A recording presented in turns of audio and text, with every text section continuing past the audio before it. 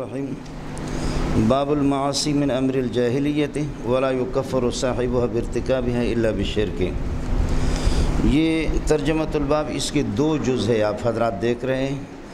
پہلا جز ہے المعاصی من امر الجاہلیت، دوسرا جز ہے ولا یکفر صاحبها بارتکابها الا بالشرک۔ جز اول سے رد ہے مرجیہ پر، المرجیہ الذین ارجوا الاعمال واخروها، جنہوں نے اعمال کی کوئی حیثیت نہیں سمجھی ایمان کے اندر، الطاعات لا تفید والمعاصی لا تضر۔ تو اس پر رد کر کے حضرت حدیث پیش کرے گا کہ رسول پاک صلی اللہ علیہ وسلم نے حضرت ابو ذر غفاری رضی اللہ تعالیٰ عنہ کو فرمایا انک امرؤ فیک جاہلیۃ، مسلمان ہو کر کے، مومن ہو کر کے صحابی رسول ہے، پھر بھی رسول پاک صلی اللہ علیہ وسلم فرماتے ہیں کہ آپ نے اپنے غلام کو جو کہا یبن سودا، ایک کالی کا بیٹا، یہ جاہلیت اور کفر کی باتیں ہیں۔ معلوم یہ ہو گیا کہ معاصی سے ایمان کے اندر نقصان ہوتا ہے، تبھی تو صحابی کو رسول پاک صلی اللہ علیہ وسلم فرما رہے انک امرؤ فیک جاہلیۃ۔ یہ رد ہو گیا مرجیہ پر کہ معاصی سے کوئی نقصان نہیں ہوتا، نقصان تو ہو رہا ہے۔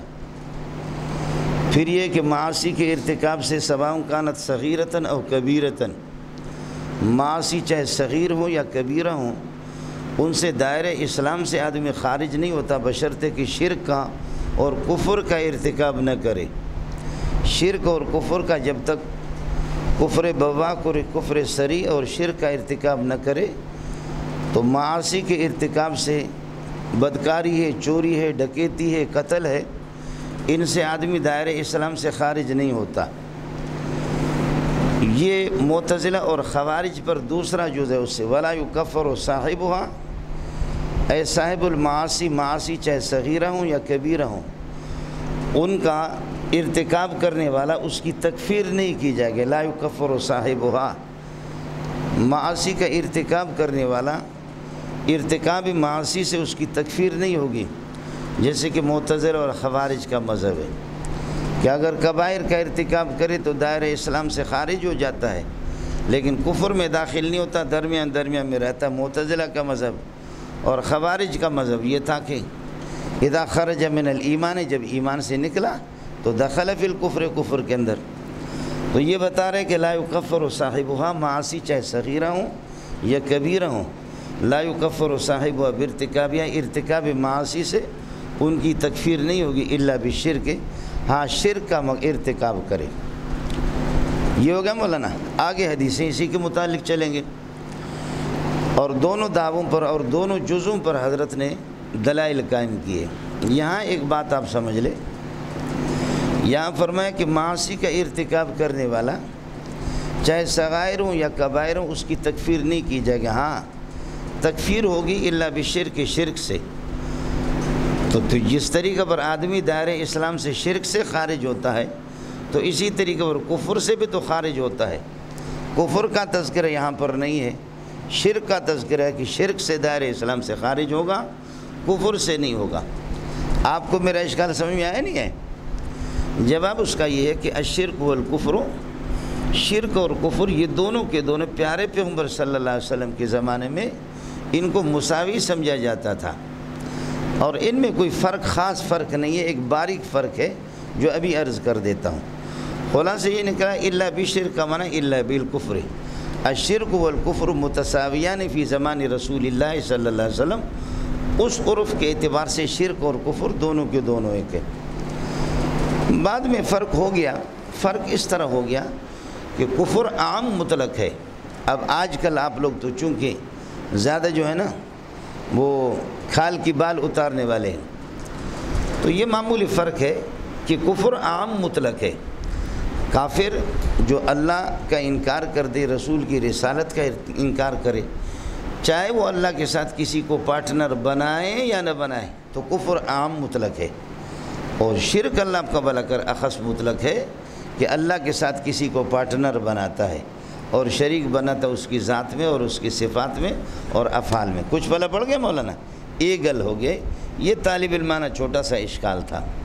باب المعاصی من امر الجاہلیت، تو جزء اول رد علی المرجیت، مرجیہ پر رد ہے، ولا یکفر صاحبہ بارتکاب الا بشرک، یہ معتزلہ اور خوارج پر رد ہے اور اس اشکال کا جواب ہے۔ لقول النبی صلی اللہ علیہ وسلم انک امرؤ فیک جاہلیۃ، حضرت ابو ذر غفاری رضی اللہ تعالیٰ عنہ کو فرمایا آپ ایسے انسان ہیں کہ آپ کے اندر زمانے جاہلیت کی ہے کہ اعمال اور افعال یہ کہ پائے جا رہے ہیں، کہ آپ ایک یہ ہے کہ ایک غریب اور اپنے ماتحتی غلام کو آپ کہہ رہے ہیں کہ آپ کیا ہے، یعنی کالی کا بیٹا یبن سودا۔ وقول اللہ تعالی ان اللہ لا یغفر ان یشرک بہ ویغفر ما دون ذلک لمن یشاء، اللہ تعالیٰ اس بات کو کبھی بخشیں گے نہیں اور مغفرت نہیں کریں گے، نہیں بخشیں گے کہ اس کے ساتھ شریک بنایا جائے، کسی کو پارٹنر یہ ہے کہ بنایا جائے۔ وَيَغْفِرُ مَا دُونَ ذَلِكَ، اس کے علاوہ اللہ بخش دیتا ہے۔ یہ بھی رد ہو گیا معتزلہ اور خوارج پر، ان پر اللہ آپ کا بھلا کرے۔ مرجیہ پر بھی رد ہے، مرجیہ پر اس طرح رد ہے، آپ کہتے ہیں کہ المعاصی لا تضر فی الایمان، معاصی کا نقصان نہیں ہے، تو اب ہم کہتے ہیں لو لم تکن المعاصی مضرۃ، اگر معاصی مضر نہ ہوتے تو لما احتاجت الی المغفرت، مغفرت کی ضرورت نہ پڑتی، مغفرت تو تقاضا کرتا ہے اللہ آپ کا بھلا کرے، گناہوں کا نقصان ہو گیا ہے تب بھی فرما رہے کہ وَيَغْفِرُ مَا دُونَ ذَلِكَ، آپ کو کچھ بھلا پڑا نہیں پڑا، آپ تو کہتے ہیں المعاصی لا تضر، جب لا تضر ہے تو لماذا تحتاجوں الی المغفرت، مغفرت کی ضرورت کیوں پڑ رہی ہے؟ یہ ہو گیا اللہ آپ کا بھلا کرے رد مرجیہ پر۔ ساتھ ساتھ آیت پاک سے، آیت مبارکہ سے معتزلہ اور خوارج کو بھی جوتا پڑ گیا، ان کو جوتا اس طرح لگا کہ آپ کہہ رہے ہیں کہ مرتکب الکبیرہ، معاصی کا مرتکب الکبیرہ وہ دائرہ اسلام سے خارج ہے، تو ظالم کے بچے دائرہ اسلام سے جو خارج و کافر، تو اللہ فرماتے سوائے شرک کے کبیرہ گناہ کوئی بھی ہے، قتل ہے، ڈکیتی ہے، چوری ہے، اللہ شرک کے علاوہ سب کو بخشتا ہے۔ تو آپ یہ بتا دیں کہ اللہ آپ کا بھلا کریے کہ کیا ہے شرک بھی کیا ہے، یعنی اس سے دائرہ اسلام سے تو خارج نہیں ہے، تبھی تو اللہ اس کی مغفرت کر رہا ہے۔ اگر دائرہ اسلام سے خارج ہوتا، کافر ہوتا، تو پھر یغفروں کی کوئی ضرورت بھی نہیں تھی۔ چلیے گا لقول النبی صلی اللہ علیہ وسلم انک امرؤ فیک جاہلیۃ، وقول اللہ تعالی ان اللہ لا یغفر ان یشرک بہ ویغفر ما دون ذلک لمن یشاء۔ پھر آگے اگلی والی آیت سمجھو، وَإِن طَائِفَتَانِ مِنَ الْمُؤْمِنِينَ اقْتَتَلُوا فَأَصْلِحُوا بَيْنَهُمَا، قتل گناہ کبیرہ ہے، قتل گناہ کبیرہ ہے۔ اب گناہ کبیرہ کا مرتکب ایھا المعتزلہ والخوارج آپ کے ہاں دائرہ اسلام سے خارج ہے، جب دائرہ اسلام سے خارج ہے قتل، پھر بھی اللہ اس کو مومن کہہ رہا ہے۔ وَإِن طَائِفَتَانِ مِنَ الْمُؤْمِنِينَ وَإِن طَائِفَتَانِ مِنَ الْمُؤْمِنِينَ اقْتَتَلُوا، کچھ بھلا پڑ گیا؟ ہاں ملنگو، دوسرے الفاظ میں آپ یہ کہہ دیں کہ قاطع الشیء وینافی ما ینافیہ، شے کا جو قاطع ہوتا ہے اور اس کا جو منافی ہوتا ہے، لا یقارن، اس کے ساتھ ٹچ نہیں ہوتا، استاپ دغا دغا دغا، قاطع الشیء شے کو ختم کرنے والا، یا منافی شے کا منافی جو ہوتا ہے، لا یتصل بھی، اس کے ساتھ لا یقارن، اس کے ساتھ ٹچ نہیں ہوتا۔ اب بتاؤ قتل تو بالاتفاق گناہ کبیرہ ہے، اب یہ منافی ہے، اگر بقول آپ کے گمان کے مطابق یہ ایمان کے منافی ہے، تو ایمان کے منافی ہے تو پھر قرآن کیوں کہہ رہا ہے وَإِن طَائِفَتَانِ مِنَ الْمُؤْمِنِينَ؟ اس کو سمجھ میں آ گیا؟ کوئی مشکل تو نہیں ہے نا؟ وَإِن طَائِفَتَانِ مِنَ الْمُؤْمِنِينَ اقْتَتَلُوا فَأَصْلِحُوا بَيْنَهُمَا فَسَمَّاهُمْ الْمُؤْمِنِينَ، یعنی ان کو مومنین اللہ نے کہا۔ لو کانوا کافرین بفرض المحال، اگر یہ کافر ہوتے لما سماہم اللہ سبحانہ وتعالی المؤمنین، اللہ ان کو مومن نہ کہتا۔ لو کانوا کافرین، اگر کافر ہوتے بفرض المحال، لما سماہم اللہ سبحانہ وتعالی المؤمنین، اللہ مومن ان کو نہ کہتا۔ وبه قال حدثنا عبد الرحمن بن مبارك قال حدثنا حماد بن زيد قال حدثنا ايوب ويونس عن الحسن عن الاحنف بن قيس، یہ احنف بن قیس بہت بڑے جرنیل تھے اور یہ لڑاکو تھے، اللہ آپ کا بھلا کرے، صحابی۔ قال ذهبت لانصر هذا الرجل، میں چل پڑا تاکہ اس آدمی کے اللہ آپ کا بھلا کرے مدد کر دوں۔ هذا الرجل سے مراد یہ ہے اللہ آپ کا بھلا کرے حضرت علی رضی اللہ تعالیٰ عنہ، سمجھ رہی ہے کہ نہیں؟ یہ تابعی ہے حنف، تو حضرت فرماتے کہ میں چلا کہ اس آدمی کی مدد کروں حضرت علی کی، جب جنگ جمل یہ ہے کہ جس وقت یہ کہ لڑائی یہ ہے کہ تھی اس وقت ذهبت لانصر هذا الرجل فلقيني ابو بکر تھا، حضرت ابو بکر کے مجھ سے ملاقات ہو گئی۔ حضرت ابو بکر نے فرمایا فقال اين تريد، بھائی کہاں جا رہے ہو؟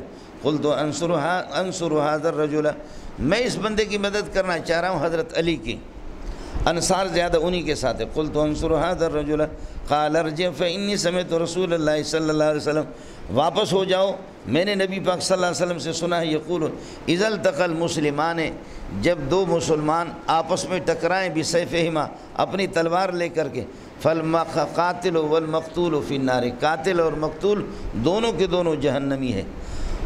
فقلت یا رسول اللہ، حضرت ابو بکر فرماتے میں نے نبی سے عرض کیا کہ یا رسول اللہ هذا القاتل، یہ قاتل تو جائے جہنم میں، ٹھیک ہے، فما بال المقتول، مقتول کا قصور کیا کیوں؟ قال انه كان حريصا على قتل صاحبه، اس لیے کہ اس نے پکا ٹھکا ارادہ کیا تھا اپنے سامنے والے مقابل کو قتل کرنے کا۔ ہو گیا؟ اب ہو گیا مسئلہ حضرت علی کا حضرت عائشہ سے یا حضرت علی کا حضرت معاویہ سے جو جنگیں ہوئی ہے، اس میں دونوں فریق صحابہ ہے اور دونوں مسلمان ہیں، اور حضرت ابو بکر فرما رہے ہیں احنف ابن قیس کو کہ واپس ہو جاؤ، نہ علی کے ساتھ تعاون کرو، نہ حضرت عائشہ کے ساتھ کسی کے ساتھ، نہ معاویہ کے ساتھ تعاون نہ کرو، اس لیے کہ میں نے نبی سے سنا ہے کہ اذا التقى المسلمان، جب دو مسلمان آپس میں ٹکراتے ہیں تلوار لے کر کے، تو پھر فالقاتل والمقتول فی النار، قاتل مقتول دونوں جہنمی ہیں۔ تو اب بولو آپ لوگ، قاتل اور مقتول دونوں جہنمی، دونوں طرف سے صحابہ مارے گئے، تو داجش دے کر آپ کو میرا اشکال سمجھ میں آ گیا؟ اور حضرت احنف ابن قیس کو حضرت ابو بکر منع بھی کر رہا ہے، اور لڑائی صحابہ کی ہے۔ حضرت علی کے کتنے بندے مرے، اماں عائشہ رضی اللہ تعالیٰ عنہ کے کتنے بندے مرے، شہید ہو گئے، اور اماں عائشہ رضی اللہ تعالیٰ عنہ کی اونٹنی کی کونچیں کاٹی ڈالی گئی، اور اونٹنی یہ ہے کہ جب ظاہر ہے کہ پاؤں اس کے کاٹیں گے تو وہ بیٹھ گئی، تو اماں جی اس سے گر گئی، اور اماں جی گرفتار ہو گئی قیدیوں میں۔ کچھ بلا پڑ گیا؟ تو پہلی بات سمجھو کہ سب سے بہتر جواب تو یہ ہے کہ حضرت علی کے خطبات میں خوب ہے، شیعہ بھی اس کو تسلیم کرتے ہیں کہ حضرت علی نے فرمایا، حضرت علی سے پوچھا گیا کہ جن بندوں کو ان کے ساتھیوں نے کہ ہم نے جن بندوں کو مارا ہے کیا وہ جہنمی ہے؟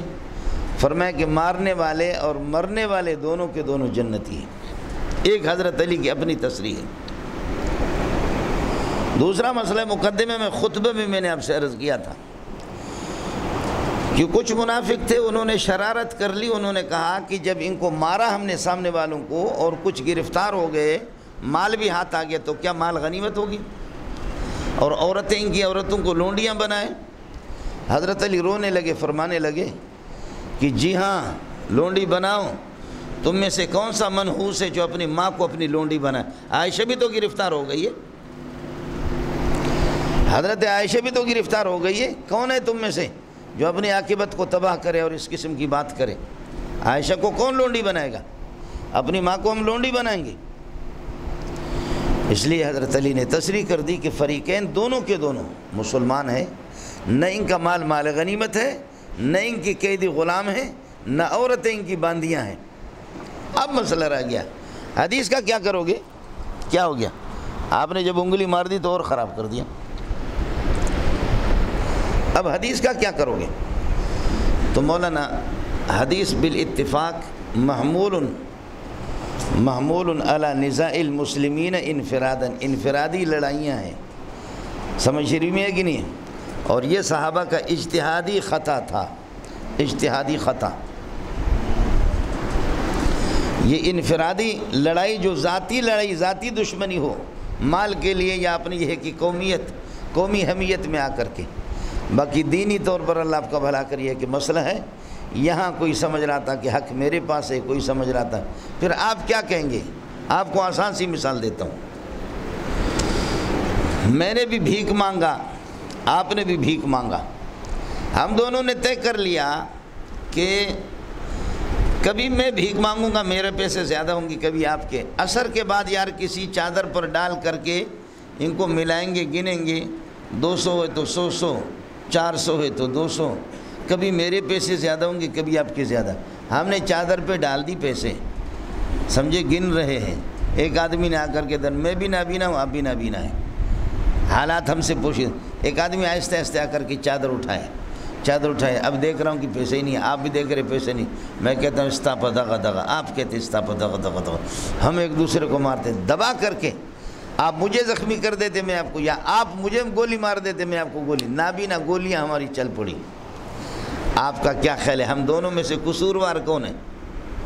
بولو ظالم کے بچے، بولو قصوروار کون ہے؟ کوئی بھی نہیں، ہم دونوں کے دونوں مظلوم ہیں۔ یہ خبیث درمیان والا جو ہے، یہی حال منافقین نے کیا صحابہ کے ساتھ، حالات ان سے پوشیدہ رکھ کر کے یہی حال انہوں نے خبیثوں نے کیا۔ اس لیے حضرت عمر نے جو فیصلہ کیا اس کو سمجھو۔ پہلی بات تو یہ سمجھو کہ کوہ طور سے حضرت موسیٰ علیہ السلام واپس آ رہا ہے، اور وہ یہ سمجھ رہا کہ گوسالہ کی عبادت شروع ہو گئی، بچڑے کی، اور سامری نے اتنی بڑی حرکت کی ہے خبیث نے، اور میرے بھائی نے یہ ہے کہ کمزوری کوتاہی سے کام لیا ہے۔ بھائی جان بھی وہ کوئی مینگل نہیں ہے، بھائی جان بھی رسول ہے، نبی ہے حضرت ہارون علیہ السلام، اس کی داڑھی پکڑ کر کے کھینچتا ہے، سمجھے، داڑھی پکڑ کر کے، اور بھائی مظلومانہ انداز میں فرما رہے، یبن ام لا تأخذ بلحیتی ولا براسی انی خشیت ان تقول فرقت بین بنی اسرائیل ولم ترقب قولی قال فما خطبک یا سامری قال بصرت بما لم یبصروا۔ اب آپ بتائیں، مودودی بننے کی کوشش نہیں کرنا، سیدھا جہنم میں جاؤ گے، سمجھ ہری میں ہے کہ نہیں؟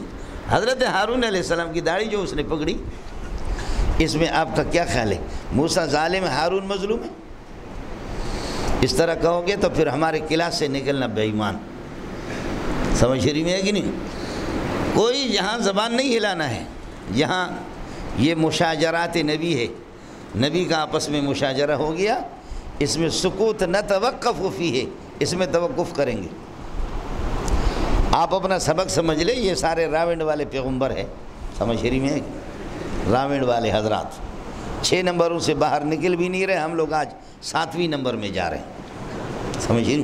یہ لوگ 6 باتوں کے اندر ہی اندر رہتے ہیں، ہم لوگ 7ویں چینل پہ چل رہے ہیں۔ آپ کو مسئلہ سمجھ میں آ گیا؟ تو جیسے کہ 2 نبیوں کے درمیان میں نبی دوسرے نبی کی داڑھی کو پکڑ رہا ہے، اور داڑھی اس داڑھی کو پکڑ سکتے ہیں کہ جو کہ اللہ کا بھلا کرے، کیا ہے؟ داڑھی ہو۔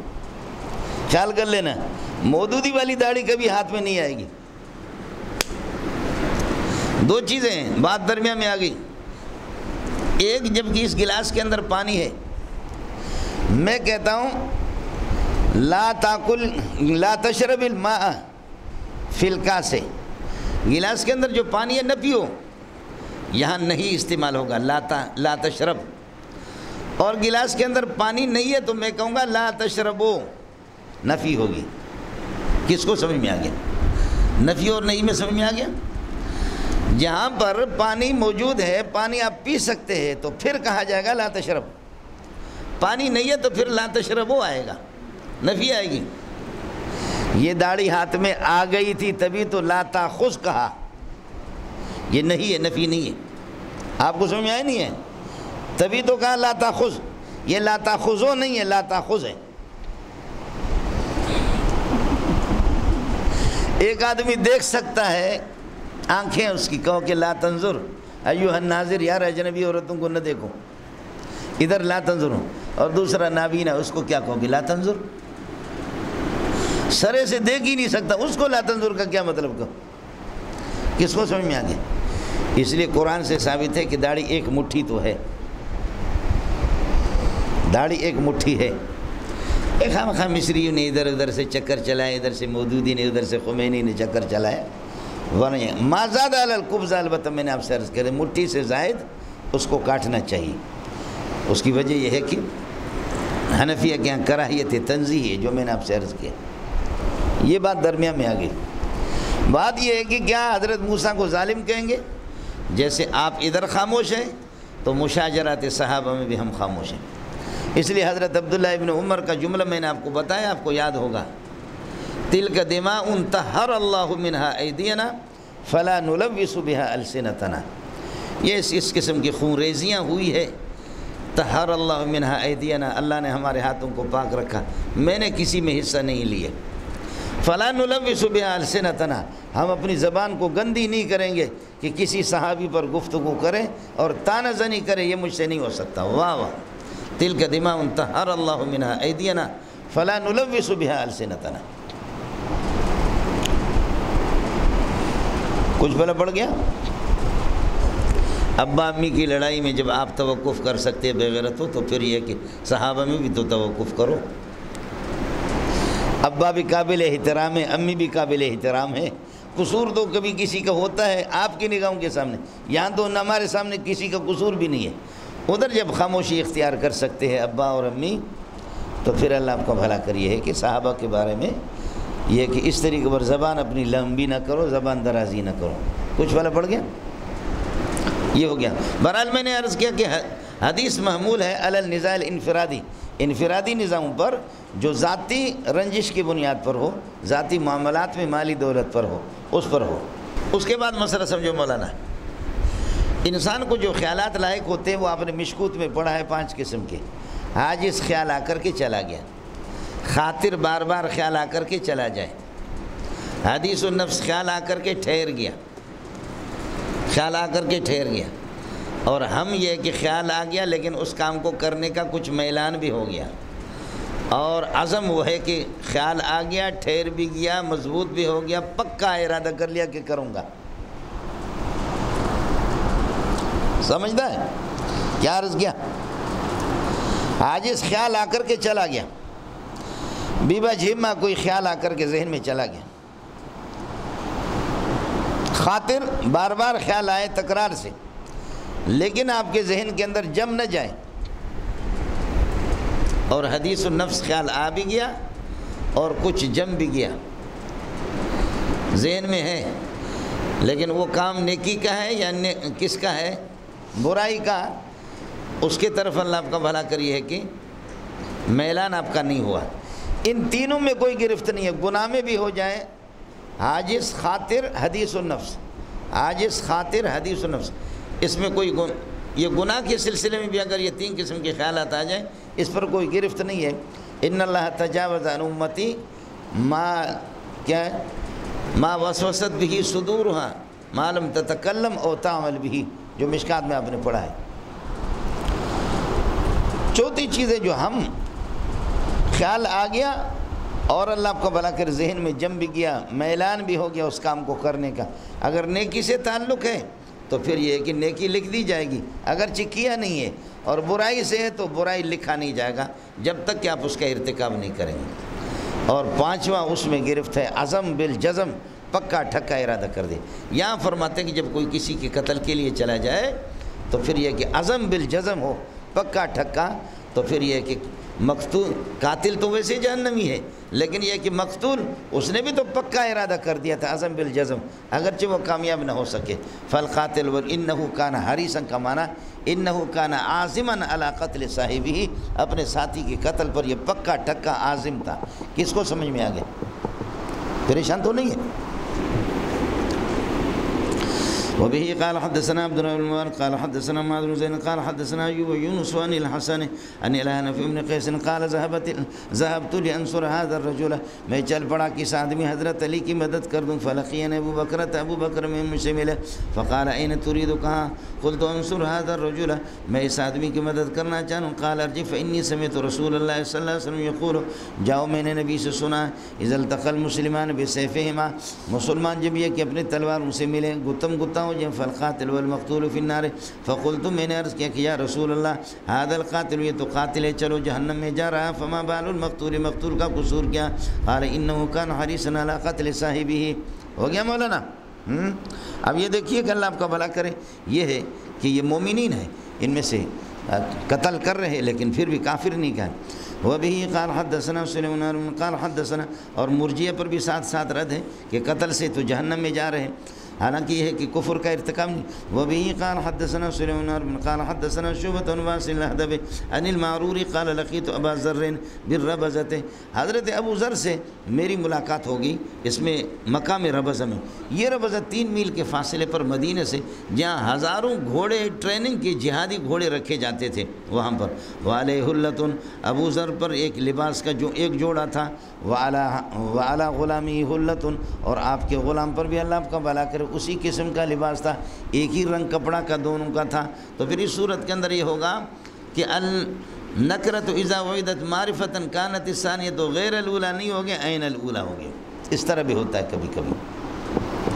کس کو سمجھ میں آ گیا؟ حلتن حلتن ہے, سمجھے؟ اس لیے یہ قواعد کلی نہیں ہے, جیسے کہ قرآن نے اس کو توڑا. وَهُوَ الَّذِي فِي السَّمَاءِ إِلَٰهٌ وَفِي الْأَرْضِ إِلَٰهٌ وَهُوَ الَّذِي فِي السَّمَاءِ إِلَٰهٌ وَفِي الْأَرْضِ إِلَٰهٌ. اب آپ کیا کہیں گے؟ آسمان والا الہ الگ ہے, زمین والا الگ ہے, حالانکہ دونوں نکرے ہیں. المعرفة إذا وعدت معرفة كانت الثانية عين الأولى والنكرة إذا وعدت نكرة كانت الثانية غير الأولى والنكرة إذا وعدت معرفة كانت الثانية عين الأولى والمعرفة إذا وعدت نكرة كانت الثانية غير الأولى. 4 صورتیں پڑھی نہیں پڑھی ہے. النکرۃ اذا اعیدت نکرۃ کانت الثانیۃ غیر الاولی فان مع العسر یسرا ان مع العسر یسرا. دونوں یسر الگ الگ ہیں.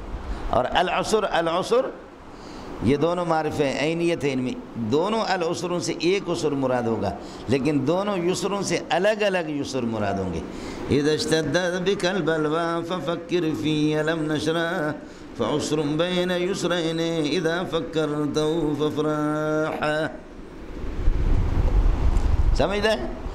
2 تو اس میں آگے.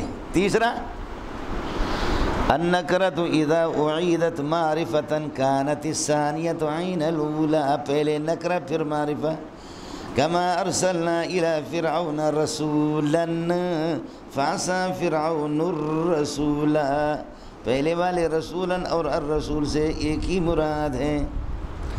چوتھی کی مثال علامہ تفتازانی فرماتے ہیں کہ چوتھی پہلے معرفہ آ جائے پھر نکرہ فرماتے ہیں. اس کی مثال مجھے قرآن و حدیث میں ملی نہیں, اس لیے کہ حضرت نے قرآن حدیث دیکھا ہی نہیں تھا.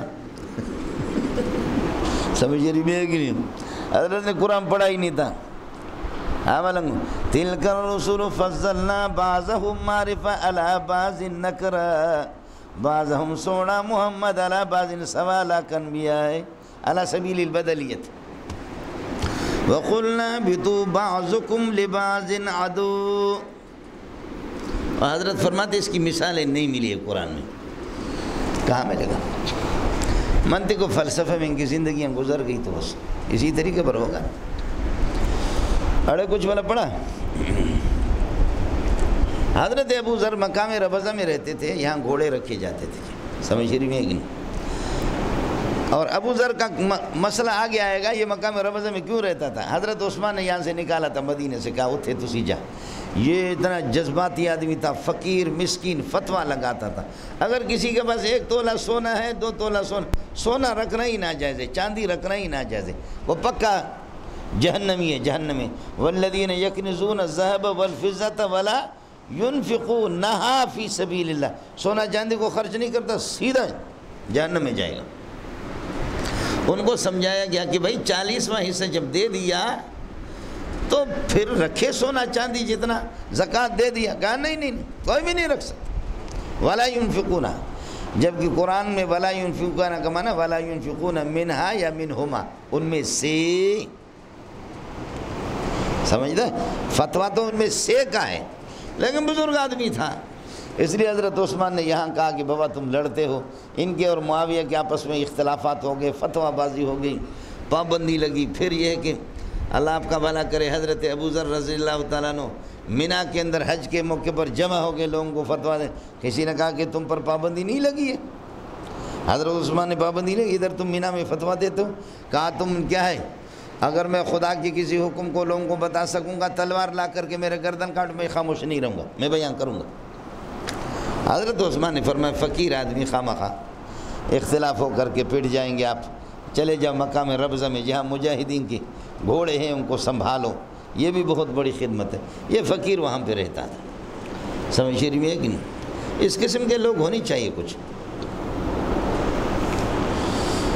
قال لقیت ابا بالربضۃ والے حلۃ والا غلامی حلۃ فسألت عن ذلک، میں نے کہا یہ تساوی، یہ برابری کیوں ہے؟ فقال انی ساببت رجلا، میں نے ایک بندے کو گالی دی، گالم گل فعیرتہ بامہ، اس کی ماں کا نام لے کر کے میں نے اس کو آر دلائی تھی۔ فقال علی النبی صلی اللہ علیہ وسلم یا ابا ذر، حضرت نے مجھ سے فرمایا اعیرتہ بامہ، آپ نے اس کی ماں کا نام لے کر کے اس کو آر دلائے؟ انک امرؤ فیک جاہلیۃ، تو ایسا بندہ کہ تیرے اندر جاہلیت کوٹ کوٹ کر کے بھری ہوئی ہے۔ اخوانکم خولکم، تمہارے خادم، اللہ تمہارے غلام اور تمہاری لونڈیاں، خولکم وہ تمہارے خادم ہیں، وہ تمہاری خدمت کرتے۔ جعلہم اللہ تحت ایدیکم، اللہ نے زیر دست کر دیا، تمہارے زیر دست اللہ نے ان کو کر دیا۔ فمن کان اخوہ تحت یدہ، جو کسی کے ہاتھ کے ماتحت ہو، زیر دست ہو، غلام ہو، فلیطعمہ مما یاکل، تو پھر یہ ہے کہ اللہ آپ کا بھلا کرے، آقا چاہیے کہ آقا کھلا دے اس کو مما یاکل، ان کھانوں میں سے جو خود کھا رہا ہے، ولیلبس مما یلبس، اور پھر اس کو پہنا دے مما ان کپڑوں میں سے یلبس جو خود پہنتا ہے۔ تو اس لیے میں نے وہی جوڑا جو میں نے خود پہنا ہے، اسی کپڑے میں سے میں نے ان کو بھی کاٹن اس کو میں نے پہنایا ہے۔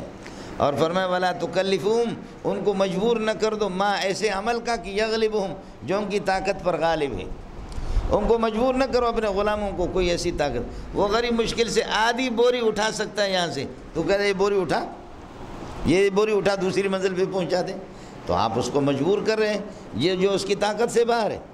فَإِن كَلَّفْتُمُوهُمْ، اور اگر یہ ہے کہ اللہ آپ کا بھلا کرے، آپ ان کو مجبور کر دیں اور اس قسم کے کام کی ذمہ داری دیں، فَأَعِينُهُمْ، تو پھر مدد کرو ان کے ساتھ۔ اب بوری اٹھانا وہ تو نہیں اٹھا سکتا، ایک دو موٹے دور حدیث کے ساتھیوں کے ساتھ لگا دو جو اوپر ان کو پہنچا دے، یہ کیا کرے گا؟ یہ فَلْيُطْعِمْهُ مِمَّا يَأْكُلُ، غلام کو بھی وہی کھلائے جو خود کھا رہا ہے، غلام کو وہی کپڑے پہنا ہے، یہ مستحب ہے مولانا، کوئی واجب حکم نہیں ہے، حضرت نے صحابی نے مستحب پر بھی عمل کیا۔ چلیے گا مولانا باب ظلم دون ظلم، یہ رد علی المرجیت، یہ بھی مرجیہ پر رد ہے، سمجھ رہی ہے کہ نہیں؟ اور حضرت ایمان کی ترکیب کو ثابت کر رہا ہے اور یزید و ینقص کو ثابت کر رہا ہے۔ فرماتے کہ باب ظلم دون ظلم، ظاہر ہے کہ اللہ آپ کا بھلا کریے کہ کیا ظلم دون ظلم، ایک ظلم دوسرے ظلم کے نیچے، یا ایک ظلم مغایر لظلم آخر دوسرے، دون کا معنی غیر سے کر دو، یا دون کا معنی ادون اور اسفل، جیسے کفر دون کفر آپ کے سامنے گزرا، تو جیسے ظلم کے مراتب ہیں اور ظلم کے اجزاء ہیں، تو اسی طریقے پر اللہ آپ کا بھلا کرے جو اس کے بالمقابل ایمان ہے اس کے بھی اجزاء ہوں گے اور اس کی بھی ترکیب ہوگی، جب ترکیب ہوگی تو کل ما یترکب ہو، جو مرکب ہو یزید و ینقص، ایمان بھی یزید و ینقص ہوگا، سمجھ رہی ہے کہ نہیں؟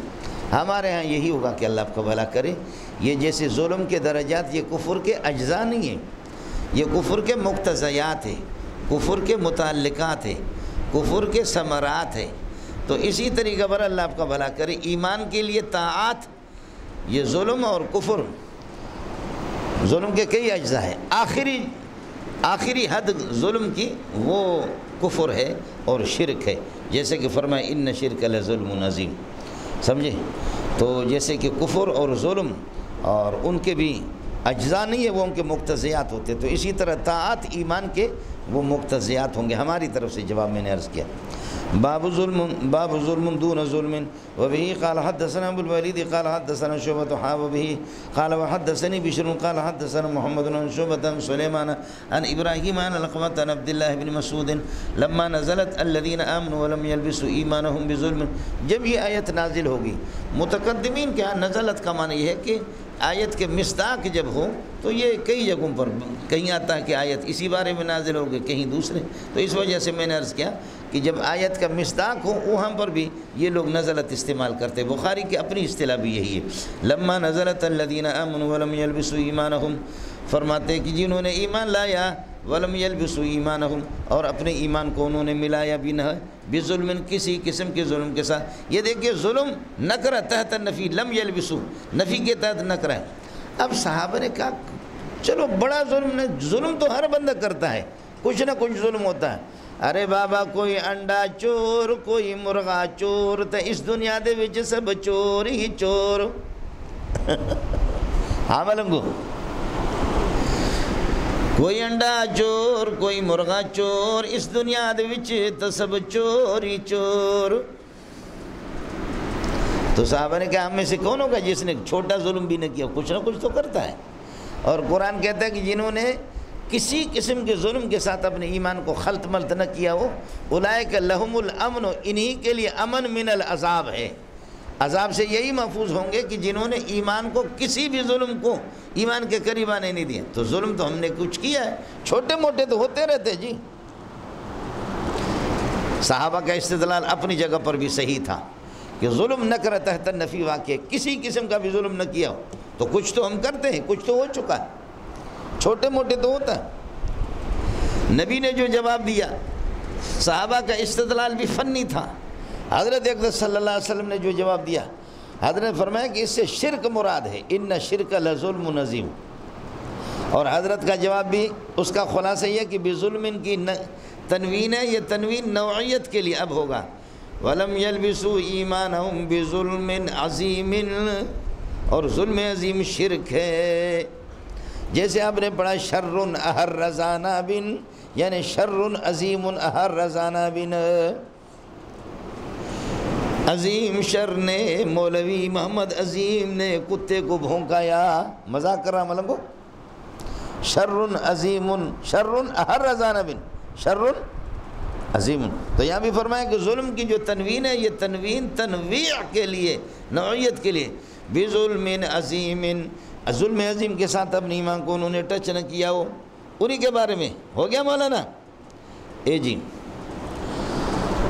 باب ظلم دون ظلم وبه قال حدثنا ابو الوليد قال حدثنا شعبة وبه حدثني بشر قال حدثنا محمد بن شعبة بن سليمان عن ابراهيم بن القاسم عن عبد الله لما نزلت الذين امنوا ولم يلبسوا ايمانهم بظلم قال اصحاب رسول الله صلی اللہ علیہ وسلم، صحابہ نے عرض کیا کہ اینا لم یظلم، میں سے کون ہوگا جس نے ظلم نہ کیا ہو. فانزل اللہ عز وجل ان الشرک لظلم عظیم، اشارہ کر دیا کہ اللہ کو کہ سب سے بڑا ظلم مراد ہے یہاں پر، اور وہ شرک اور کفر ہے. چلیے گا. حضرت یہاں بھی بتاتے ہیں کہ یہ بھی مرجئہ پر رد ہے، سمجھے کہ ایمان مرکب ہے، بسیط بھی نہیں ہے. جیسے نفاق کے درجات ہیں، نفاق کے درجات میں تفاوت ہے. تو ما لہو درجات، جس چیز کے درجات ہو اور اجزاء ہو، نفاق کے بھی اجزاء ہے، درجات ہے. تو جس کے اجزاء اور درجات ہو وہ مرکب ہوتا ہے، نفاق مرکب ہے. اس کا بالمقابل ایمان وہ بھی مرکب ہوگا، سمجھتا ہے. یہ سارے تقابل عدم ملک لے کر کے چلتا ہے. کاش کہ آپ کو سمجھ میں آ جائے.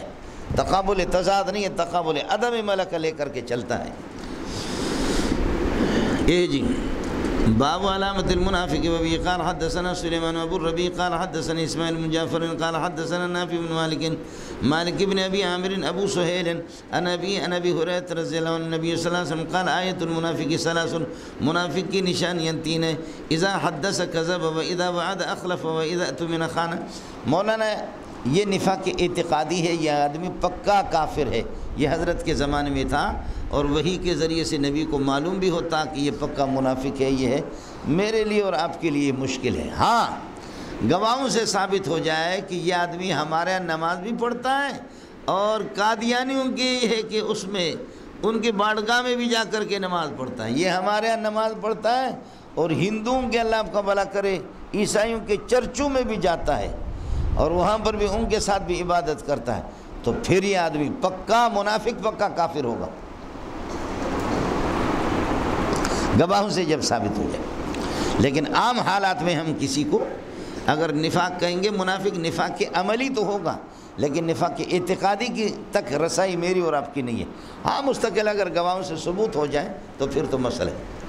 اور پھر یہ ہے کہ یہاں منافق یہ ہے کہ اذا حدث کذب، یہ اذا ایجاب کلی ہے، جب بھی گفتگو کرے جھوٹ بولے، یہ مستقل اس کی عادت ہے. ہو گیا مولانا. قال آیت المنافق ثلاث اذا حدث کذب، جب بھی گفتگو کرے تو جھوٹ بولے، واذا وعد اخلف، وعدہ کرے تو مخالفت کرے، واذا اؤتمن، جب اس کے پاس امانت رکھی جائے تو خیانت کرے، چاہے امانت دینی ہو یا دنوی ہو. امانت اللہ آپ کا بھلا کرے دینی، یہ پورا قرآن اور حدیث یہ امانت دینی ہے. انا عرضنا الامانۃ علی السماوات والارض، یعنی الدین والایمان، یہ قرآن پورا کا پورا امانت ہے. آسمانی وحی جو ہوتے وہ سارے کے سارے امانتیں ہیں. انی لکم رسول امین، میرے پاس امانتیں، آسمانی امانتیں، اور امانتوں میں خیانت کی اجازت نہیں ہے. انہیں امانات میں سے ایک توحید ہے. ہم کوئی خیانت نہیں کریں گے، گول مول نہیں کریں گے. اس کے لیے تو لاہور کا مولوی چاہیے. سمجھ رہی ہے کہ نہیں؟ اس کے لیے کوئی پاکستانی مولوی چاہیے کہ جو دنیائی مفادات لے لے، لیکن ہم نبی ہے انی لکم رسول امین. سمجھتا ہے؟ آسمانی امانتوں میں بھی نبی امین ہے ان کو، اور امانتوں کو، امانت لوگوں کو پہنچا دیتا ہے. ان اللہ یامرکم ان تؤدوا الامانات الی اہلہا، خلق خدا کو توحید پہنچاؤ، یہ اس کو بھی شامل ہے جی. اور دنوی اس پر بھی امانت کا اطلاق ہوتا ہے. اجعلنی علی خزائن الارض انی حفیظ علیم. قال انک اليوم لدینا مکین امین. آپ بڑے امانت دار ہیں کہ آپ نے میری غیرت میں بھی خیانت نہیں کی، زلیخا میں مال میں بھی خیانت کرنے والے نہیں ہے. تو کہا جب مجھے امین مانتے ہو تو وزیر خزانہ کے لیے ضروری ہے کہ وہ امانت دار ہو. فرمایا اجعلنی علی خزائن الارض، مجھے وزیر خزانہ بنا دو. سب کو سبحان اللہ. یہ منافق ہے جی. اگلے والی حدیث میں 4 خصلتیں منافقیان 3 بیان کیا. تو آپ یہ کہہ دیں کہ عدد عقل سے عدد اکثر کی نفی نہیں ہوتی. ایک دوسرا مسئلہ یہ ہے کہ دوسرا جواب حضرت اقدس کو پہلے 3 بتایا گیا تو بعد میں اللہ نے بڑھا دیا 4 کر دی. وَبِهِ قَالَ حَدَّثَنَا قَبِيصَةُ بْنُ عُقْبَةَ قَالَ حَدَّثَنَا سُفْيَانُ عَنِ الْأَعْمَشِ عَنْ عَبْدِ اللَّهِ بْنِ مُرَّةَ عَنْ مَسْرُوقٍ عَنْ عَبْدِ اللَّهِ بْنِ عَمْرٍ أَنَّ النَّبِيَّ صلی اللہ علیہ وسلم قال 4 مَنْ كُنَّ فِيهِ، 4 خصلتیں جس کے اندر وہ کان منافقا خالصا، خالص منافق ہوگا. وَمَنْ كَانَتْ فِيهِ خَصْلَةٌ مِّنْهُنَّ كَانَتْ فِيهِ خَصْلَةٌ مِّنَ النِّفَاقِ، جس کے اندر ایک ہوں تو فرماتے ایک نفاق کی ایک خصلت ہوگی. حتیٰ یدا، یہاں تک ان خصلتوں کو ترک کر دے. ایک یہ اذا اؤتمن خان و اذا حدث کذب و اذا عاہد غدر، اور جس وقت معاہدہ کرے وعدہ کرے تو کہتے دھوکہ کرے. و اذا خاصم، جب کسی سے لڑائی ہو جائے تو فجر گالیاں دے دے. تابعوا شعبۃ عن الأعمش، حضرت سفیان ابن عیینہ چونکہ ما جلالت شان ہی باوجود جلیل شان ہے، مدلسین میں ہے مولانا، تدلیس کرتا ہے. اور عن الأعمش سلیمان ابن مہران سے انعنا کے ساتھ نقل کر رہا ہے، اور مدلس کا انعنا قابل قبول نہیں ہے. اس لیے حضرت نے فرمایا تابعوا شعبۃ عن الأعمش، شعبہ نے حضرت سفیان ابن عیینہ کی متابعت کی ہے. سفیان ابن عیینہ کی متابعت کی. یہ متابعت ناقص ہے مولانا، درمیان سند کے اندر متابعت تامہ نہیں ہے، متابعت ناقص ہے. میرے دوستو، عزیزو، بزرگو، بھائیو، کچھ پہلے پڑھ گئے نہیں پڑھ گئے؟ جی حضرت شعبہ بھی تو انانا کے ساتھ نقل کر رہا ہے، لیکن آپ سے عرض کیا کہ حضرت شعبہ کو تدلیس سے اتنی نفرت ہے کہ زنا سے زیادہ نفرت ہے. اس وجہ سے بالاتفاق یہ ہے کہ شعبہ انانا کے ساتھ نقل کرے تب بھی قابل قبول ہے. سمجھے؟ حضرت سفیان اعمش سے انعن کے ساتھ نقل کر رہا ہے تو وہی تو شعبہ بھی تو کر رہا ہے. لیکن میں عرض کر رہا ہوں کہ حضرت کی تدلیس ہے، وہاں انقطاع یعنی عدم سماع کا احتمال ہو سکتا ہے، شعبہ میں نہیں ہو سکتا. حضرت شعبہ امیر المومنین فی الحدیث، اور ان کے ہاں یہ مسئلہ بہت خطرناک ہے.